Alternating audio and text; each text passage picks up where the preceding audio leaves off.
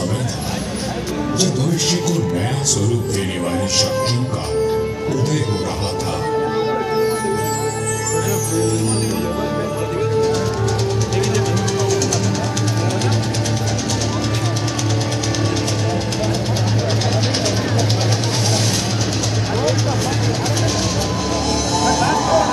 राजवंश ने दिल्ली की गद्दी संभाली। मध्य एशिया में बाबर का जन्म हुआ और राठौड़ कुलकारव राव जोधा जी ने मेहरानगढ़ दुर्ग की नींव डालकर जोधपुर नगर की स्थापना की। 1459 ईस्वी में बना मेहरानगढ़ उत्तर भारत की राजनीतिक सरगर्मियों का साक्षी भी रहा और केंद्र भी। जोधपुर के आकाश में राठौड़ राजवंश का तेजवान सूर्य दमका, जिसका उदय मंडोर में हुआ था। मेहरानगढ़ की उत्तर पश्चिम दिशा में करीब 9 किलोमीटर का फासला तय करेंगे तो मैं अपने बचे हुए अवशेषों के साथ आपका स्वागत करूंगा। मैं किला मंडोर का। मैं इतना प्राचीन हूं कि मुझे किसने बनवाया, कब बनवाया, ये किसी को भी याद नहीं। मंडोर की भूमि से आज भी अतीत के सिक्के, मंदिर के अवशेष, तोरण द्वार, स्तंभ और उत्कृष्ट मूर्तियां प्राप्त होती रहती हैं। मंडोर संग्रहालय में प्राचीन भारत के सभी प्रतीकों को सहेज कर रखा गया है, ठीक वैसे ही जैसे मैंने अपने जीर्ण अवशेषों में अनेकों गाथाएं संभाल रखी हैं। अरावली की पहाड़ियों से घिरा मंडोर नगर मांडव्य ऋषि की तपोभूमि था और इसका प्राचीन नाम मांडव्यपुर था। महाभारत काल में यहाँ नागवंशी ने राज किया और फिर गुप्त वंश ने इसे अपने बाहुबल से जीता। चौथी व छठी शताब्दी में हुनों का आगमन हुआ तथा परमारों ने इनके वैभव को बढ़ाया। मारवाड़ का विस्तार सबसे अधिक परमारों की समयावधि में हुआ और उस समय मारवाड़ को नवकोटि मारवाड़ भी कहा जाता था। तो 7वीं शताब्दी में प्रतिहारों ने यहाँ अपना साम्राज्य स्थापित किया और यहाँ के वैभव को बढ़ाया।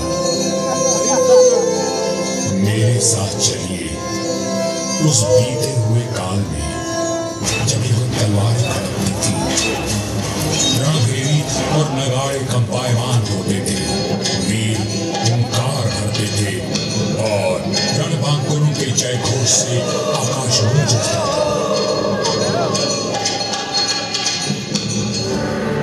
सन 1394 ईस्वी परिहारों की शक्ति अस्त हो रही थी। गुजरात के सूबेदार जफर खान ने दिल्ली की कमजोर सल्तनत के चलते मंडोर और नागौर को अपने कब्जे में ले लिया था। अब मेरी चार दीवारी में परिहार नहीं, तुर्क आवाज़ें थी। जफर खान का हाकिम ऐबक खान मंडोर दुर्ग का किलेदार था, जो आए दिन अपनी क्रूरता का प्रदर्शन करता रहता था। पीड़ित किसान मंडोर के इंदा परिहार के प्रधान वीरराव भीमा गहलोत के पास मदद के लिए पहुंचे। राव हेमा जी, ये तुर्क हमसे मनमाना लगान वसूल करते हैं। आए दिन हमारी गायों को चुरा कर ले जाते हैं और अब अपने घोड़ों के लिए घास से लदी गाड़ियां मांग रहे हैं। हम तो बर्बाद हो जाएंगे। अपनी शक्ति पर इतना अभिमान कि उसे 3 किसानों पर आजमा रहा है। भैरों जी की सौगंध, जुल्म करने के लिए अब ऐबक खान जिंदा नहीं बचेगा।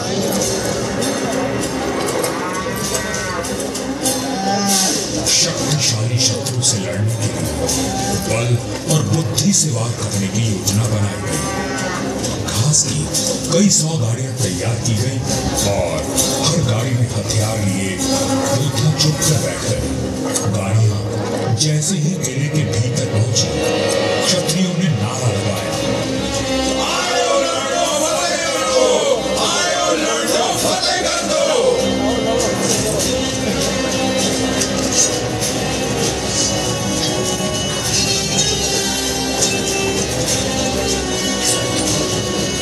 इस अचानक हुए प्रहार से तुर्कों को संभलने का अवसर भी न मिला।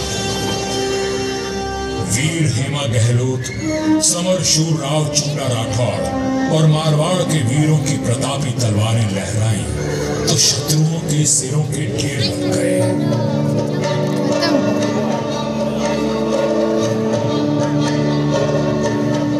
इसी जीत की याद में आज भी मंडौर में राव महोत्सव मनाया जाता है।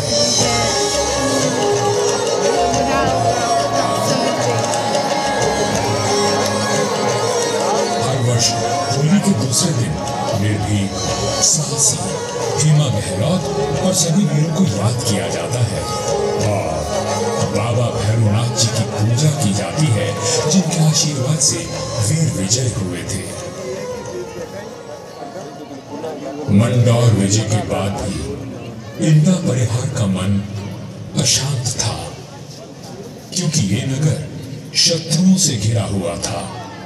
तब उन्होंने शक्तिशाली राठौड़ वंश को राज सौंपने का निश्चय किया। इंदा के मुखिया राय धवल ने अपनी पुत्री का विवाह राव चुंडा से करवाया और दहेज में मंडौर का दुर्ग दे दिया गया। राव हेमा गहलोत ने राव चुंडा का राज तिलक किया और भाटों ने मंगल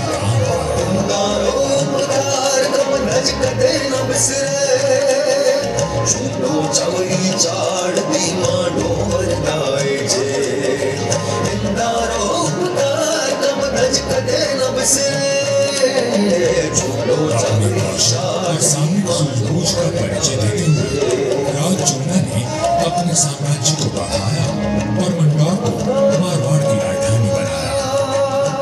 1423 में नागौर के युद्ध में राव चुंडा वीरगति को प्राप्त हुए और उनके पुत्र कान्हा के बाद राजदंड राव रणमल ने संभाला।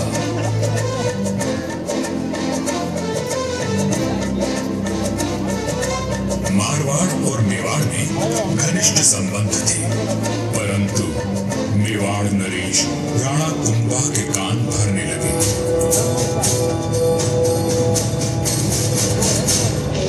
मुझे राव रणमल की नीयत ठीक नहीं लगती राणा। वो आपका राज हड़पना चाहता है। वह सिर्फ एक पक्ष को देखते हैं, दूसरे पक्ष से तो उनका कोई मोह नहीं। एक मधुर संबंध में संशय और अविश्वास का विष घोल दिया गया था।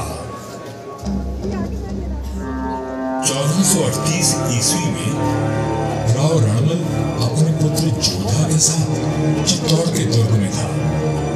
रणमल को किसी षड्यंत्र का आभास हुआ और उसने बेटे जोधा को किले से बाहर भेज दिया। पिता की आज्ञा मान जोधा चित्तौड़गढ़ की तलहटी में पहुंचा। तभी एक ड्रोन ने जोधा का ध्यान खींचा, जो एक दोहा गा रहा था।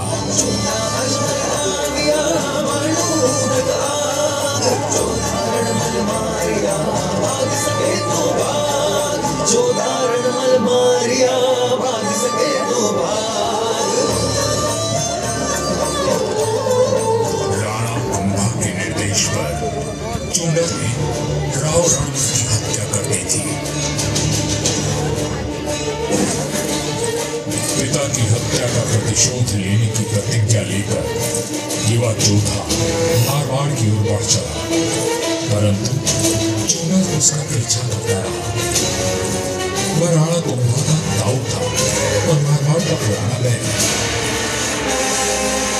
काल बनकर मेवाड़ की विशाल सेना जोधा के पीछे पड़ी थी और वीरों का वंशज अपने 700 स्वामी भक्त लड़ाकों के साथ उनसे जूझ रहा था। विपत्ति के हर बवंडर को साथ कर जब जोधा मंडोर पहुंचा तो उसके पास केवल 7 सैनिक बचे थे, पर चूंगा यहां भी आ पहुंचा।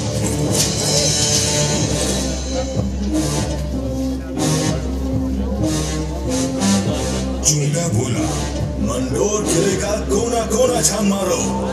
रणमल ने मेरे भाई राघव देव को मरवाया था, मैं उसके वंश का नाश कर दूंगा। हुजूर, जोधा जांगलू प्रदेश की ओर भाग गया है, आप कहें तो उसका पीछा करें। रहने दो, वहां रेतीले टीलों में भटक कर वो खुद ही मर जाएगा। तुम राणा कुंभा के पास संदेश भिजवाओ, मंडोर पर अब हमारा राज है। पिता की निर्मम हत्या की पीड़ा और राज को देने का अपमान लिए जोधा भटक रहा था। हर ओर शत्रु घात लगाए बैठे थे, पर जुझारू जोधा ने आस और विश्वास नहीं खोया। 15 वर्षों तक संघर्ष और अथक प्रयास करने के बाद जोधा ने दुर्भाग्य को जीत लिया। चूंगा की मृत्यु हो चुकी थी और मंडोर को राज जोधा ने फिर से जीत लिया था। समय बदल रहा था और देश पर विदेशी आक्रमणकारियों का संकट घिर आया था। ऐसे में एक दूसरे से लड़ने के बजाय मारवाड़ और मेवाड़ ने संधि कर ली।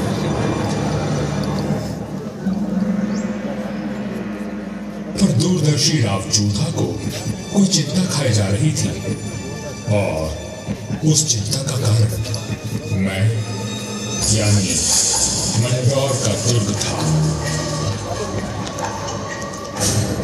किस सोच में डूबे हैं राव जी?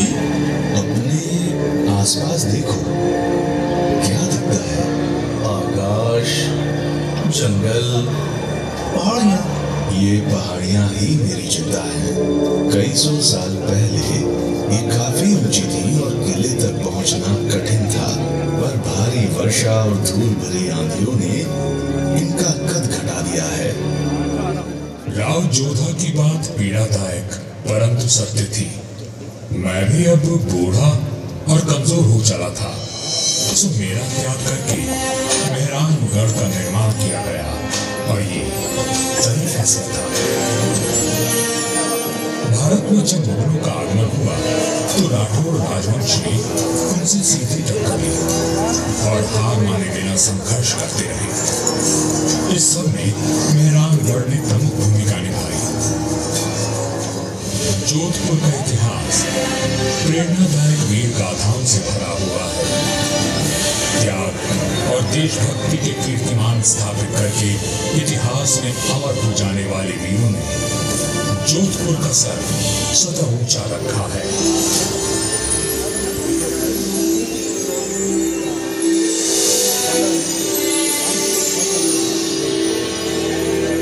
इस धरती पर जन्मे सपूत अपनी भुजाओं में इतना बल रखते थे कि मातृभूमि की रक्षा कर सके। तभी इनकी छत्र छाया में इनकी प्रजा सुखी और समृद्ध हुई। पर यह बात कम ही लोग जानते हैं कि फौलादी सीनों में कोमल भावनाओं का भी वास था। राजधर्म का पालन करने वाले तलवार के धनी इन रणधीरों के मन में नवसृजन और कला के प्रति प्रेम भी बसता था, जिसका प्रमाण आज भी उपस्थित है और इस धरती का सौंदर्य बढ़ाता है। महाराजा अजीत सिंह जी को उनकी सृजनात्मक ऊर्जा और निर्माणों के लिए याद किया जाता है। उन्होंने देवी देवताओं की साल, अजीत पोल, मय पोल और एक खंबा महल बनवाया एवं भेरू बावड़ी और भेरू मंदिर का जीर्णोद्धार करवाया। उन्होंने अपने पिता महाराजा जसवंत सिंह जी के भव्य देवल का निर्माण भी करवाया, जिसके विशाल स्तंभ एवं गर्भगृह का अलंकरण दर्शनीय है। सभा मंडल का दृश्य पौराणिक आख्यानों का स्पष्ट दर्शन देता है। प्रस्तरों पर उत्कीर्ण भाव भंगिमाएं शिल्पकला का श्रेष्ठ उदाहरण है। महाराजा जसवंत सिंह जी द्वितीय ने मंडौर को दर्शनीय बनाने पर विशेष ध्यान दिया। उन्होंने मंडोर बाग में 100 से अधिक प्रजाति के वृक्ष लगवाए जो उद्यान की अहमियत को और अधिक सुंदरता प्रदान करते हैं।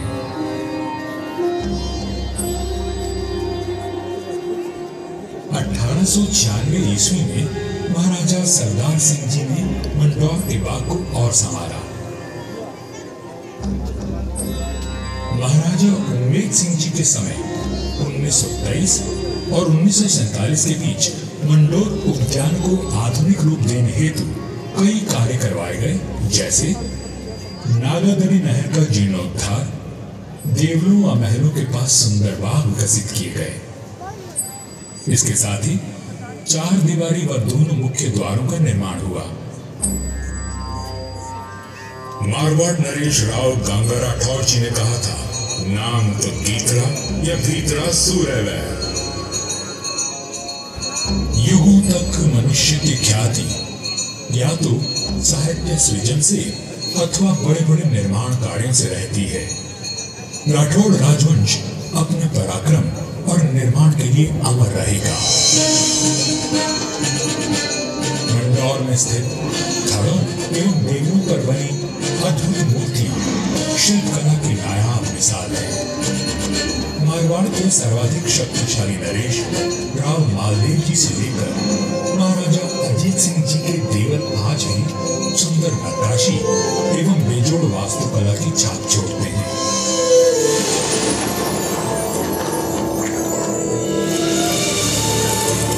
महाराजा अजीत सिंह जी के देवल का निर्माण इनके पुत्र महाराजा आबे सिंह जी ने संवत 1793 में शुरू करवाया, लेकिन इसे पूरा उनके प्रपौत्र महाराजा भीम सिंह जी ने संवत 1856 में किया।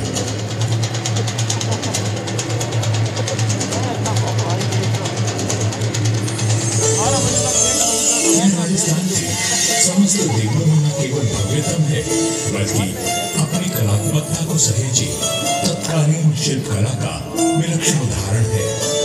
4 भव्य द्वारों एवं 4 सभा मंडपों से सज्जित यह देवल शैव धर्म की महत्ता को दर्शाता है।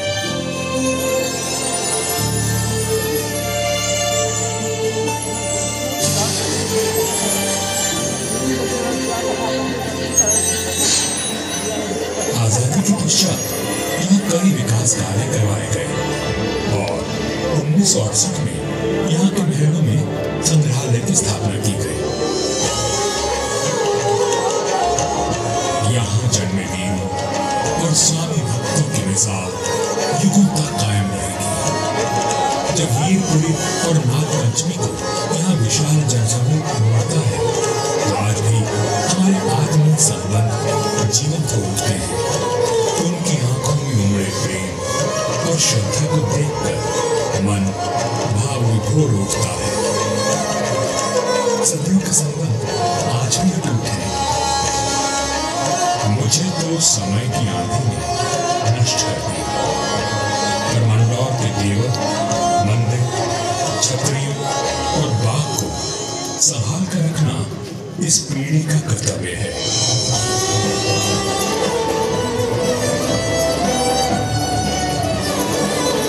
मंडौर दुर्ग है साक्षी, करता गौरव गान, कैसे कैसे वीर हुए जी, कैसी उनकी शान।